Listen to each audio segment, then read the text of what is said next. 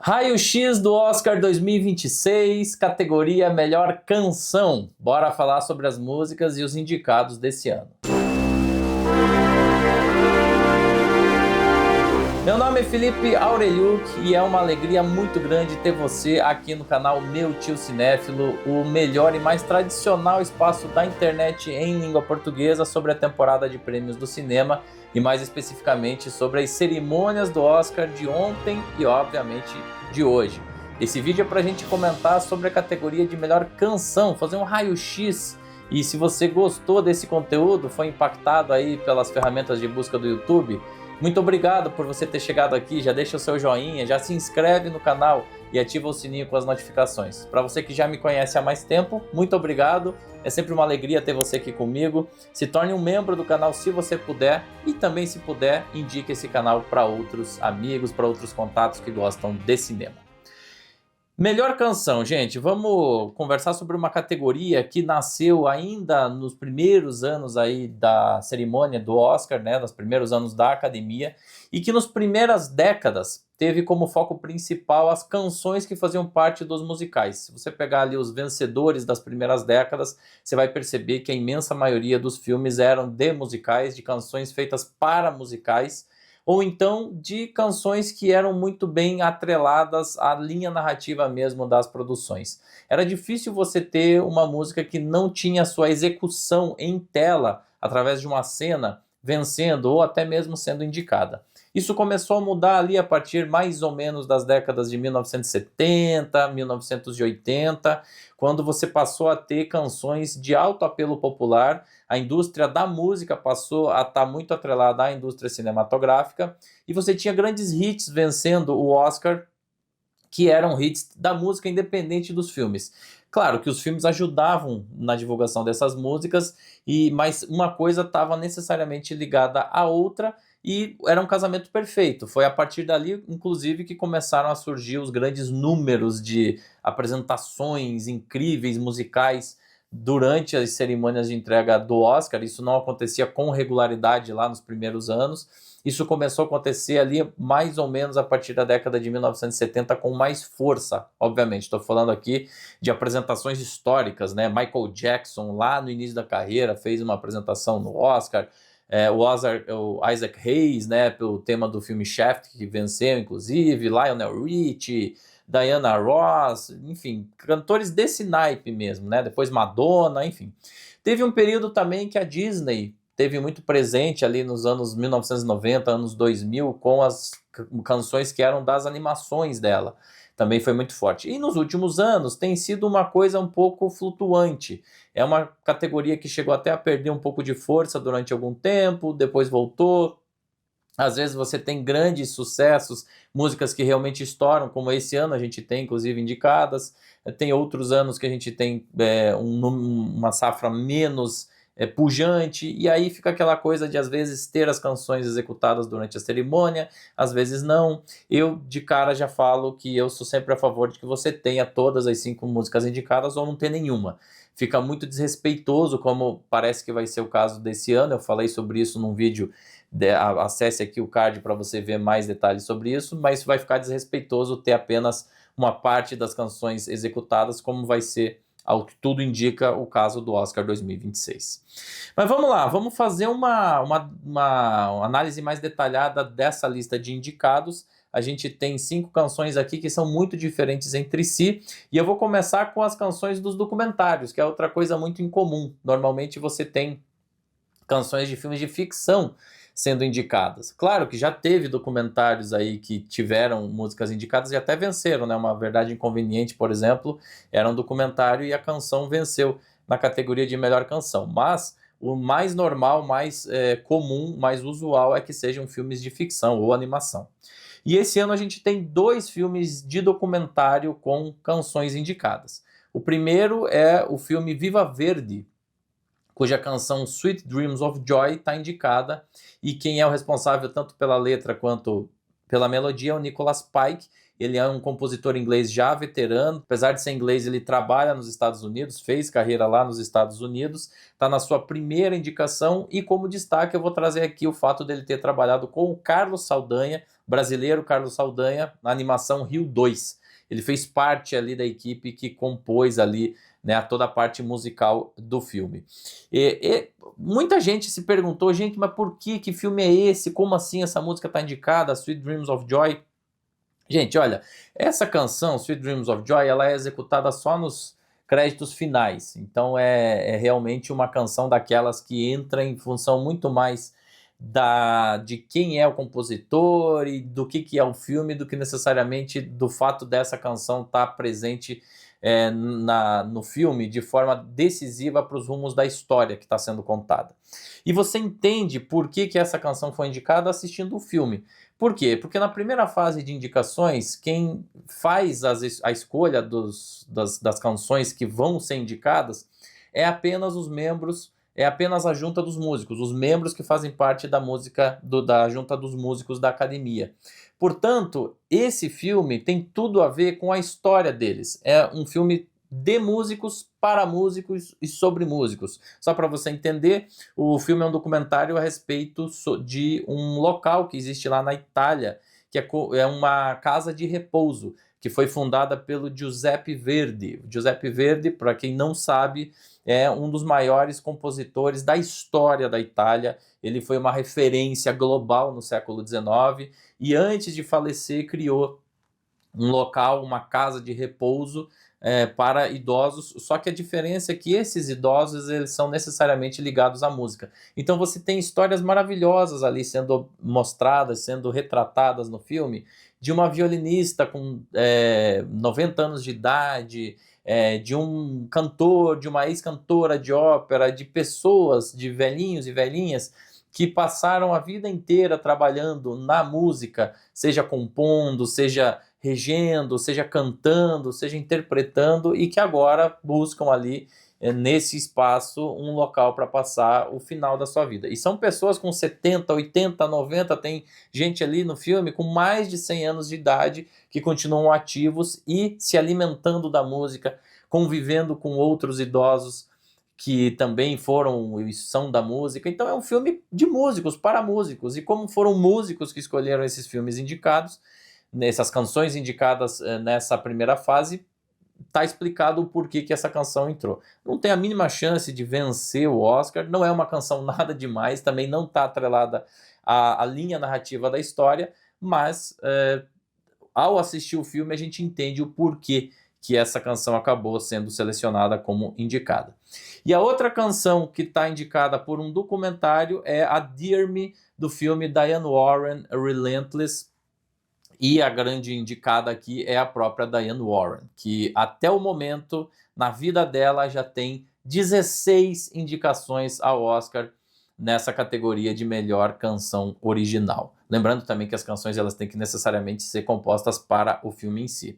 Diane Warren, ela vem sendo indicada com tanta proeminência nos últimos anos. Desde 2017, por exemplo, ela não falhou um único ano sequer em ser indicada, que ela passou a ser um nome carimbado, um nome conhecido. Ela é a Meryl Streep dos músicos da academia. Ela é muito querida pela junta de músicos, então qualquer coisa praticamente que ela faz é indicada.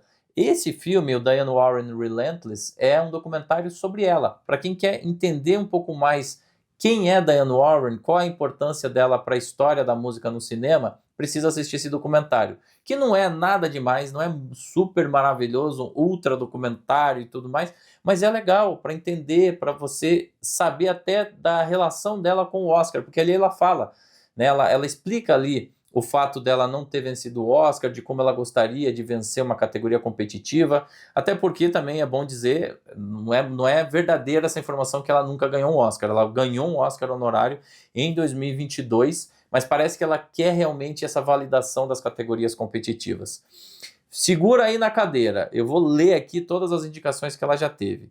1987, pela canção Nothing's Gonna Stop Us Now, do filme Manequim. 1996, canção Because You Loved Me, do filme íntimo e pessoal. 1997, canção How Do I Live, do filme Conair, A Rota da Fuga. 1998, canção I Don't Want to Miss a Thing, do filme Armageddon. 1999, canção Music of My Heart, do filme Música do Coração. 2001, canção There You'll Be, do filme Pearl Harbor. 2014, canção Grateful, do filme Nos Bastidores da Fama. 2015, canção Till It Happens to You, do filme The Hunting Ground. 2017, canção Stand Up for Something, do filme Marshall, Igualdade e Justiça. 2018, canção I'll Fight, do filme A Juíza. 2019, canção I'm Standing With You, do filme Superação, O Milagre da Fé. 2020, canção Iosi, Sin, né, daquele filme Rosa e Momo, da Netflix. 2021, canção Somehow You Do, do filme 4 Dias com Ela. 2022, canção Applause, do filme Elas por Elas, que é um dos piores dessa lista toda.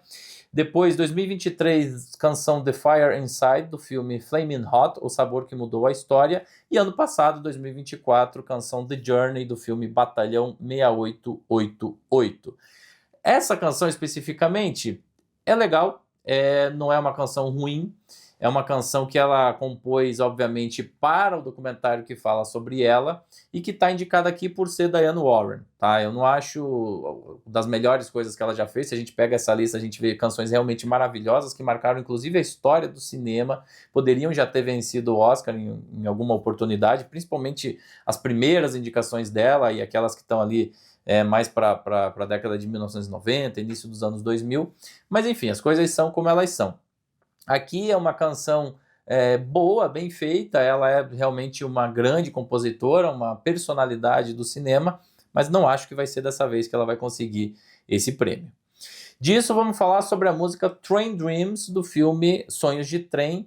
Aqui, essa é uma melodia do Nick Cave e do Bryce Dessner, e as letras foram compostas pelo Nick Cave. Ele é músico e compositor australiano, e o Bryce é norte-americano, mas radicado em Paris e membro da banda de rock The National. Eu acho que é uma canção bonita, correta, muito bem colocada ali dentro da linha narrativa, com a letra que tem muito a ver, diz muito do que a gente vê ali no caso do nosso protagonista ali da história. Então é uma canção bem feita, bem composta, eu acho que está casando bem com o filme, mas também, mesmo não sendo de um documentário, eu acho que ela não favorece o filme a ponto de fazer disso um elemento forte narrativamente, entendem? Se você colocar a canção para escutar de forma isolada, é uma canção muito boa, com uma boa composição, com os elementos muito bem alinhados, ela é agradável de se ouvir. Agora, dentro da estrutura do filme, ela não tem esse papel tão importante. Então, se a gente está julgando aqui melhor canção para cinema, canções que são feitas para os filmes, eu acho que é mais esse aspecto que deveria ser levado em consideração. E é esse aspecto que as duas últimas indicadas trazem. Vou começar falando sobre I Lied to You, do filme Pecadores, que tem aí como responsáveis o Raphael Said. O Raphael, ele é um cantor e compositor norte-americano, e o Ludwig Göransson é, inclusive, o compositor da trilha sonora como um todo do filme. Ele é sueco de nascimento. O Göransson, inclusive, já venceu 2 Oscars por trilha sonora, não por canção, tá?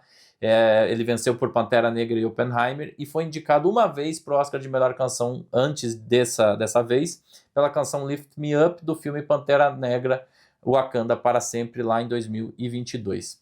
I Lied to You, na boa, gente, é a responsável por uma das cenas mais impressionantes, mais impactantes, mais memoráveis do cinema no ano de 2025. Quando essa canção é executada ali ao longo da linha narrativa desse filme, do Pecadores, você fica completamente hipnotizado.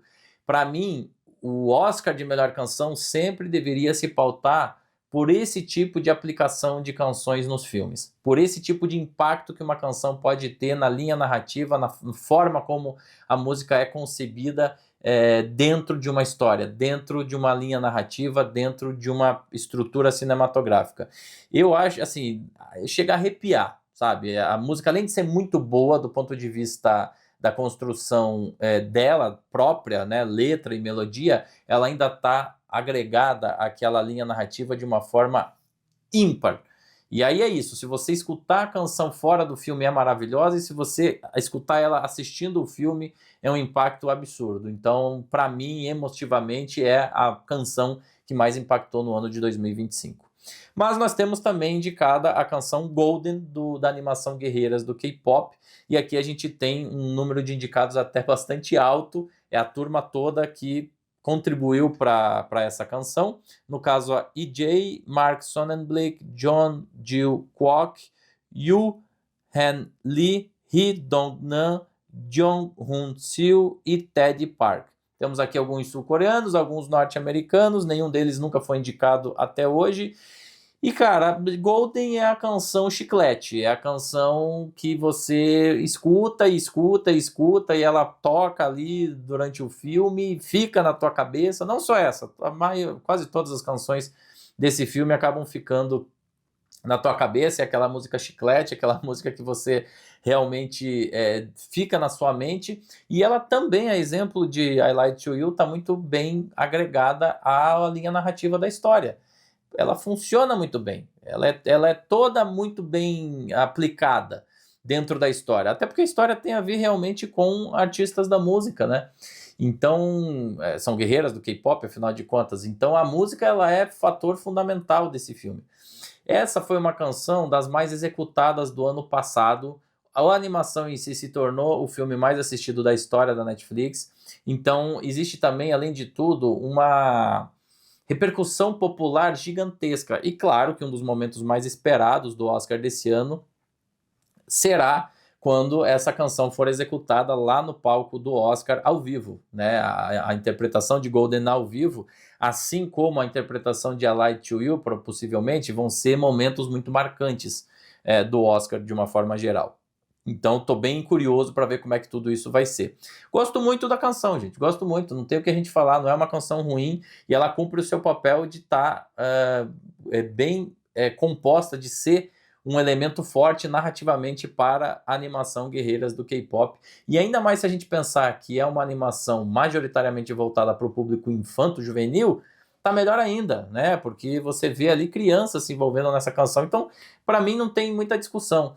São duas canções maravilhosas, duas canções realmente maravilhosas. Golden e I Lied to You são duas composições de primeira linha. Eu acho que o prêmio está ali entre elas duas. Na verdade, eu acho que vai dar Golden, no final das contas, por esse impacto realmente na cultura pop que essa canção teve. Eu acho que quem vai vencer é Golden. Eu ficaria muito dividido ali na hora de votar, ficaria entre I Lied to You e Golden mesmo, mas eu ainda acho que escolheria Golden pelo impacto que ela tem fora filme, né? Fora a questão cinematográfica. Então, nesse caso, eu acho que eu concordaria aqui com a escolha da academia. E qual é a sua música favorita, hein? Deixe o seu comentário, a sua opinião para mim aqui embaixo no espaço dedicado pelo próprio YouTube para os comentários. Também não esqueça de se inscrever no canal e dar joinha no vídeo. Se você puder, também compartilhe esse canal com os seus amigos e se torne um membro desse espaço. Forte abraço para o nosso patrocinador, Clínica Biavati, especializada em harmonização facial, corporal e íntima. E é isso, siga aqui no Meu Tio Cinéfilo para mais cobertura da temporada de prêmios. Um abraço.